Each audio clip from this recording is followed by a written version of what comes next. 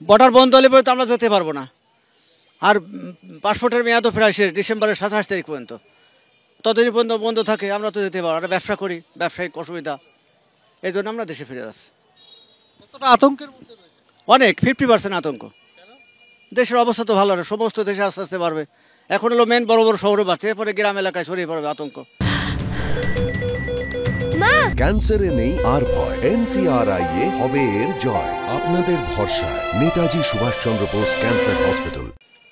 এখন তো সরকারবিহীন রাষ্ট্র, এ সরকার তো অস্থায়ী ভিত্তিক, কোনো কমান্ড জনগণ মানছে না। যদিও সেনাবাহিনী সমস্ত প্রতিটা থানায় দিয়ে দিয়েছে, প্রতি থানায় সেনাবাহিনীর সদস্য দিয়েছে, তাদের ভাই কিছুটা, কিন্তু পুরোপুরি না। মানুষ কোনো কমান্ড মানতেছে না, তাদের নিজস্ব গতিতে কাজকর্ম চলতেছে। আতঙ্ক উৎকণ্ঠা নিয়ে দেশে ফিরছেন, কেউ পরিজনদের কাছে ফেরার চেষ্টা করছেন, কিন্তু এই মুহূর্তে যেটা ছবি সেটা খুবই ভয়াবহ এবং লম্বা লাইন, এবং সেখানে ভোর রাত থেকে লম্বা লাইন এবং মানুষজন লাইনে দাঁড়িয়েছেন।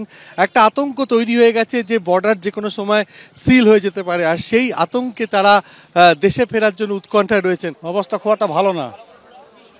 কি শুনেছে, যা শুনেছে মাল টাল গেলি নিয়ে নেয়, ডিএম করে মাল সবসময় নিয়ে নেয়। হ্যাঁ, লুটপাট চলছে। কতটা কষ্টের মধ্যে? খুব কষ্টের মধ্যে রয়েছে আমরা, খুব এমনি।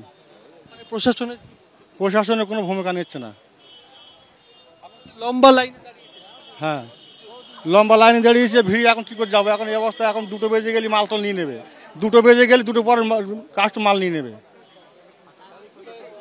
এখন যাবো না, তাহলে ফিরে যাবো। আপনি কোথায় যাবেন?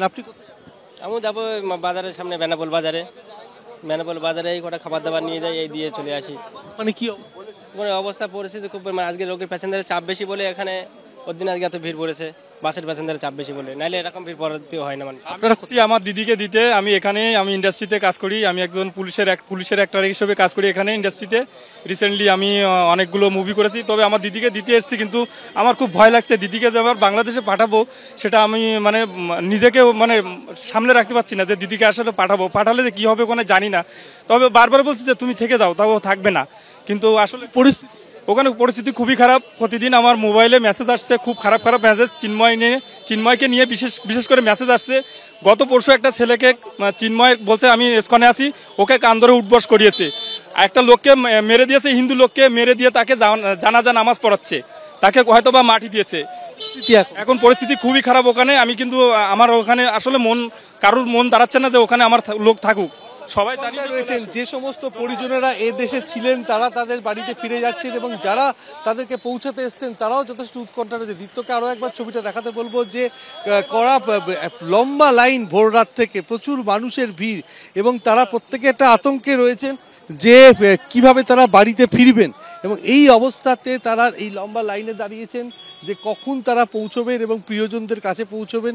একটা উৎকণ্ঠা কাজ করছে তাদের, কেন দীর্ঘদিন ধরে তারা বাড়ির বাইরে কেউ রয়েছেন, তারা ফিরে যাচ্ছেন। আপনি কোথায় যাচ্ছেন? আমরা বাংলাদেশের লোক। কোথায় বাড়ি? কাবাইডাঙ্গা। কি অবস্থা ওখান তো গন্ডগোল হয়েছে।